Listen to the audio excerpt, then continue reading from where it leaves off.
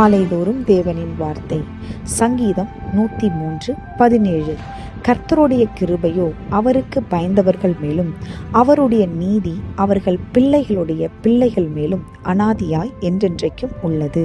அன்பானவர்களே, கிருபை என்பது இந்த உலகத்தில் எத்தனை விலை கொடுத்தாலும் ஒருவராலும் தேவனிடத்திலிருந்து சம்பாதிக்க முடியாது. ஆனால் எவர்கள் தேவனுக்கு பயந்து நடக்கிறார்களோ அவர்களுக்கும் அவர்கள் பிள்ளைகளுக்கும் தேவன் இலவசமாக அதிகமாக கிருபையையும் அவர் நீதியையும் தந்து ஆசீர்வதிப்பார். எவ்வளவு பெரிய ஈவு!